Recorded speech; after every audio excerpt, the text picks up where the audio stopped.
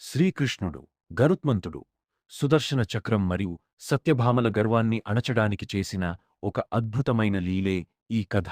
ఇది హనుమంతుడి అచంచలమైన భక్తిని, ఆయన అనంతమైన శక్తిని చాటి చెబుతుంది. ఈ కథను వివరంగా కింద తెలుసుకుందాం. ముగ్గురి గర్వం. ద్వాపర యుగంలో శ్రీకృష్ణుడి వద్ద ఉన్న ముగ్గురికి తమపై తమకు కొంత అహంకారం కలిగింది. సత్యభామ తన అందంపై గర్వం, సుదర్శన చక్రం తనను మించిన ఆయుధం లేదని, తను అత్యంత శక్తివంతుడినని గర్వం. గరుత్మంతుడు తనే వేగవంతుడినని, తన రెక్కల వేగాన్ని ఎవరూ అందుకోలేరని గర్వం. వీరి గర్వాన్ని తొలగించాలని కృష్ణుడు హనుమంతుడిని స్మరిస్తాడు. గరుత్మంతుని రాయబారం.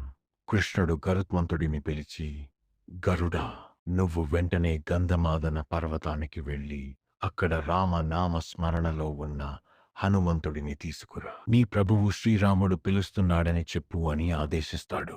గరుత్మంతుడు గర్వంతో, ఆ ముసలి కోతిని తీసుకురావడానికి ఇంత సమయం అవసరమా? క్షణంలో వెళ్ళి తీసుకువస్తాను అని మనసులో అనుకుని బయలుదేరుతాడు. హనుమంతునితో భేటీ. గరుత్మంతుడు గంధమాదన పర్వతం చేరుకోగానే అక్కడ హనుమంతుడు రామధ్యానంలో ఉంటాడు. గరుత్మంతుడు వెళ్ళి, ఓ వానరమా, నిన్ను ద్వారకలో శ్రీకృష్ణుడు పిలుస్తున్నాడు, రా అంటాడు. హనుమంతుడు కళ్ళు తెరవడు.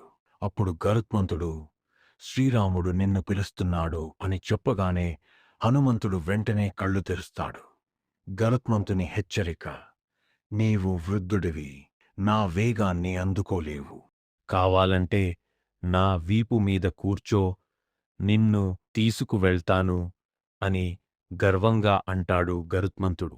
హనుమంతుని సమాధానం, వద్దు గరుడా, నువ్వు వెళ్ళు, నేను వెనకాలే వస్తాను అని శాంతంగా చెబుతాడు.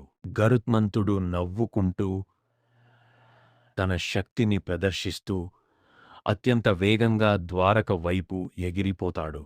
సుదర్శన చక్రాన్ని మింగడం. ఇక్కడ ద్వారకలో కృష్ణుడు సుదర్శన చక్రానికి ఒక బాధ్యత అప్పగిస్తాడు. సుదర్శన, నువ్వు ద్వారక సింహద్వారం వద్ద కాపలా ఉండు. నా అనుమతి లేనిదే ఎవరినీ లోపలికి రానివ్వకు అని చెబుతాడు. హనుమంతుడు తన వాయువేగంతో గరుత్మంతుడి కంటే ముందే ద్వారకకు చేరుకుంటాడు. అక్కడ ద్వారం వద్ద సుదర్శన చక్రం అడ్డుపడుతుంది.